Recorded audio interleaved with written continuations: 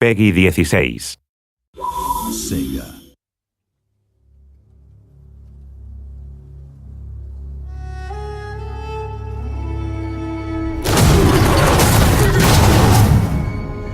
Rome 2 is epic in scale. It's a world-spanning, world-conquering game. To create that grandeur and that epic sense of scale, we need to create audio that really supports that.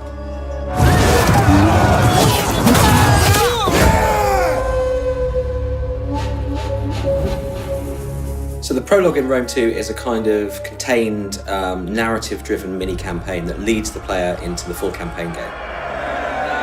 Soldiers of Rome, we have travelled far together, down a path not of our choosing.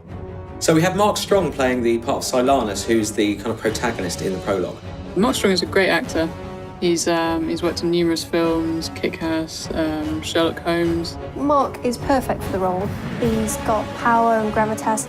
You can just feel the strength in his voice when he delivers a line. Fate and the cruelty of man compelled each of us to draw our weapons, stand back to back, and defend our lands against the common foe. He kind of starts off as a mid-rank Roman commander, and then as the prologue progresses, he sort of rises up in rank to eventually become a proconsul. He's a very accomplished military commander, the kind of guy you would follow into battle. Although interesting in the game, the more successful he becomes and the more power he accrues, he seems to fulfill that old saying that power corrupts and absolute power corrupts absolutely. It is clear that evil left unchecked will always find Rome.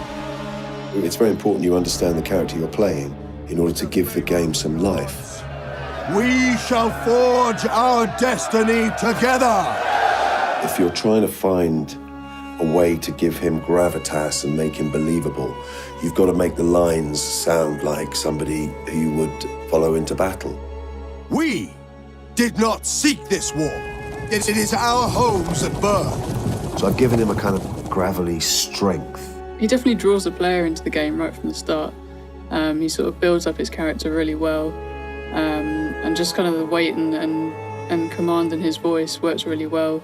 My work this morning, there's been a lot of rallying call to battle, so as far as I'm concerned, Romans spend most of their time fighting, it seems to me. For Rome! Music is incredibly important in Rome 2 because it sets the tone for the historical backdrop, and it really draws the player into the atmosphere of the ancient world. It helps deliver the emotion in the game. It helps deliver the grandeur and the spectacle. And it helps us to create an identification with a particular culture.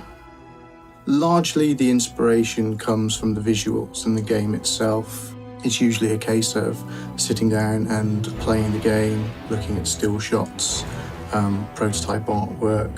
That's probably the biggest challenge, actually working out what do we make Rome sound like? What do we make Romans sound like? They must be punished! And working out that musical formula or style. We've recorded the music live with the Slovak National Symphony Orchestra.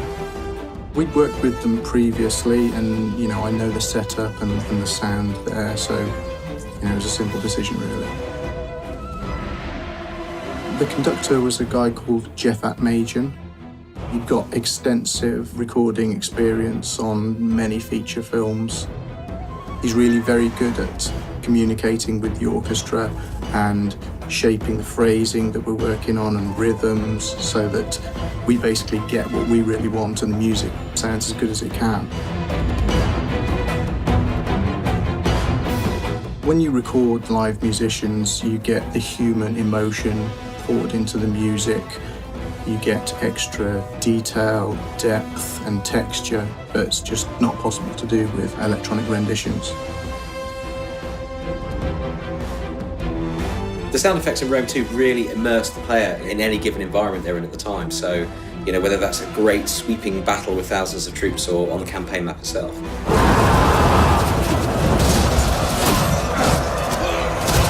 I think believability is probably the main reason that we need to have good sound effects. because you want people to make it feel like they're a general commanding an army as opposed to someone playing a game. This will never end. We recorded a lot of the assets ourselves here, as well as in the field, as well as at Shepperton Studios. And so we've recorded tens of thousands of individual assets that have been recorded from scratch.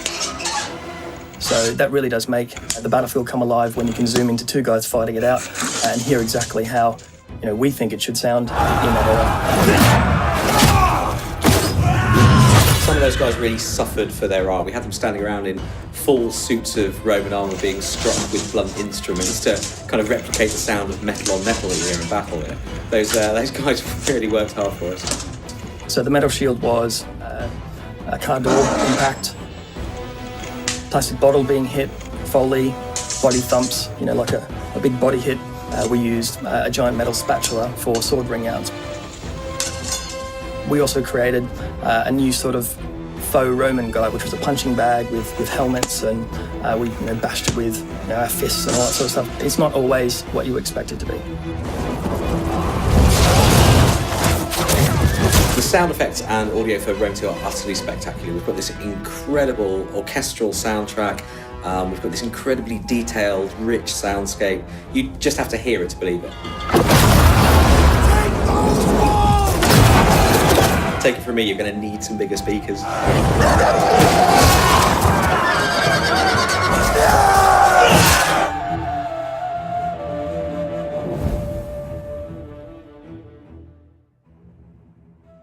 We who are seen as gods have the farthest to fall.